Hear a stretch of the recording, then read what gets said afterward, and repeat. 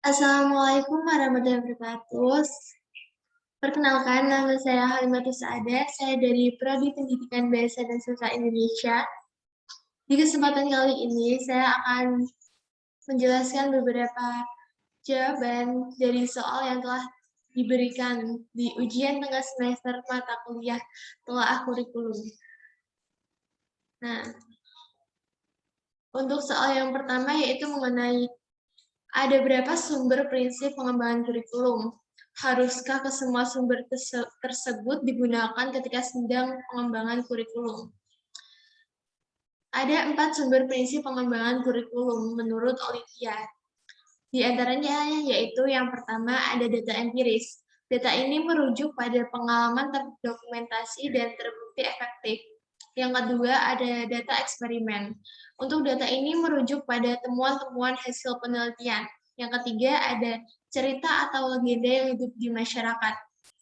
Di sini artinya semuanya menyangkut tentang keyakinan masyarakat dan juga nilai-nilai yang ada di dalamnya.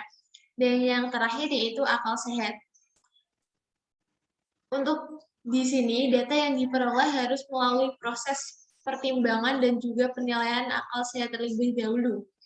Keempat, sumber prinsip pengembangan tersebut sangatlah penting, karena jika kita dalam mengembangkan kurikulum tidak mengikuti adanya sumber prinsip tersebut, kurikulum itu tidak akan berjalan dengan lancar.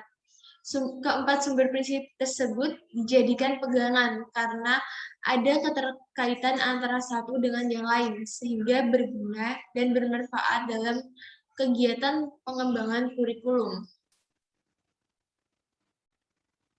Untuk yang soal kedua, yaitu mengenai pembelajaran pendekatan yang berpusat pada dosen dan juga berpusat pada mahasiswa, dan juga contohnya.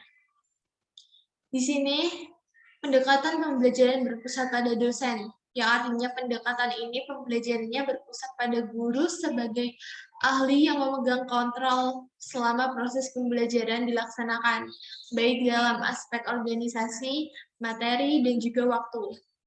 Di sini guru bertindak sebagai pakar yang mengutarakan pengalamannya, sehingga dapat menstimulus perkembangan siswa. Sedangkan untuk pendekatan pembelajaran berpusat pada mahasiswa, di sini didorong siswa untuk mengerjakan sesuatu sebagai pengalaman praktik dan juga membangun makna atas pengalaman yang sudah diperolehnya.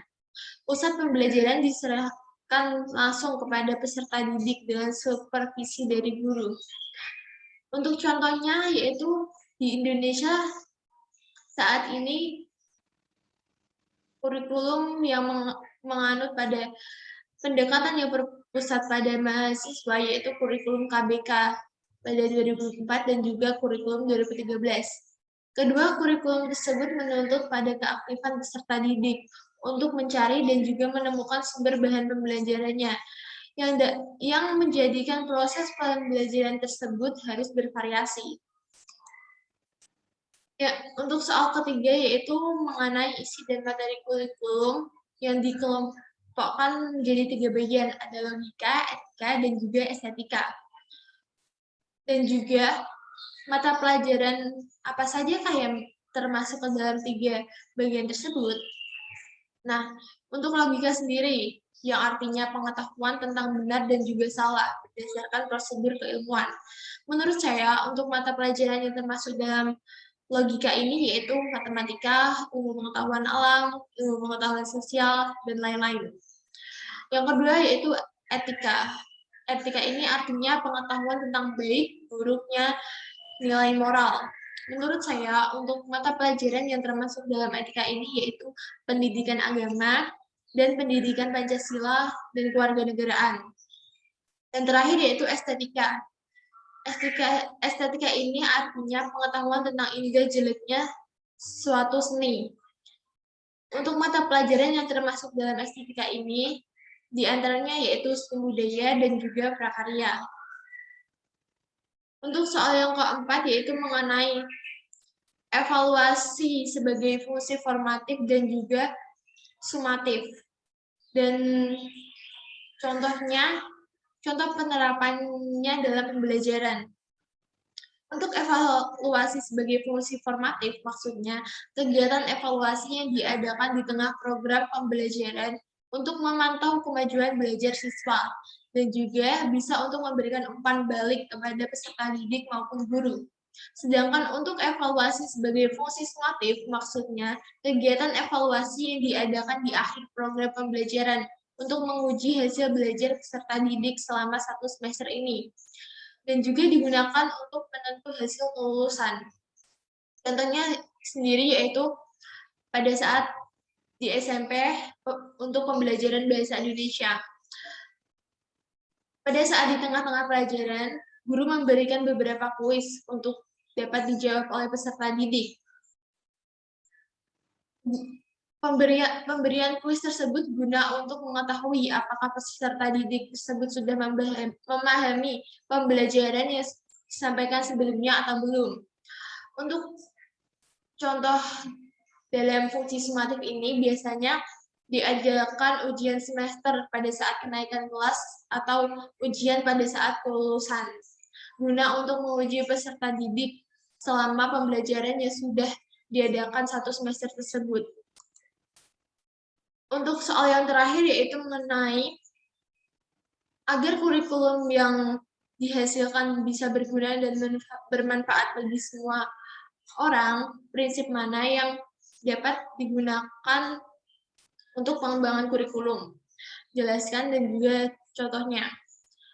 Untuk prinsip kurikulum yang harus digunakan yaitu ada 5. Yang pertama, prinsip relevansi, yang artinya kesesuaian. Secara internal, kurikulum memiliki relevansi di antara komponen-komponen seperti tujuan, bahan, strategi, organisasi, dan juga evaluasi. Sedangkan untuk eksternal, komponen tersebut memiliki relevansi dengan tuntutan ilmu pengetahuan dan teknologi, disebut dengan relevansi epistemologis. Ada juga tuntutan dan potensi peserta didik, disebut relevansi psikologis, dan juga tuntutan kebutuhan perkembangan masyarakat, disebut dengan relevansi sosiologis.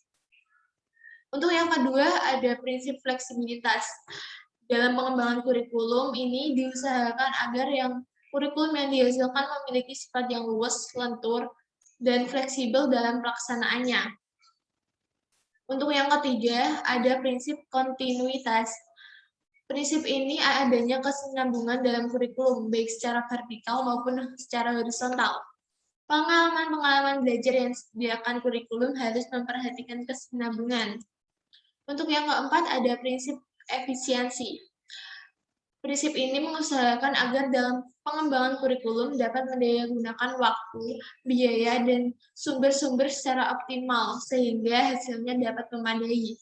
Untuk prinsip yang terakhir yaitu efektivitas. Prinsip ini mengusahakan agar kegiatan pengembangan kurikulum mencapai tujuan yang baik secara kualitas maupun kuantitas. Untuk contohnya yaitu di kurikulum 2013. Perubahan kurikulum yang awalnya KTSP beralih ke kurikulum 2013 ini guna untuk meningkatkan kualitas pendidikan sesuai dengan kebutuhan generasi muda saat ini. Salah satunya yaitu dengan evaluasi secara berkala untuk mengupayakan penilaian relevansi kurikulum dengan baik. Upaya tersebut bertujuan untuk menjadikan peserta didik untuk bisa menunjukkan kemampuan yang ada pada diri mereka, seperti halnya kreativitas dan juga keaktifan peserta didik. Sekian dari jawaban yang sudah saya sampaikan, kurang lebihnya mohon maaf. Terima kasih untuk perhatiannya. Assalamualaikum warahmatullahi wabarakatuh.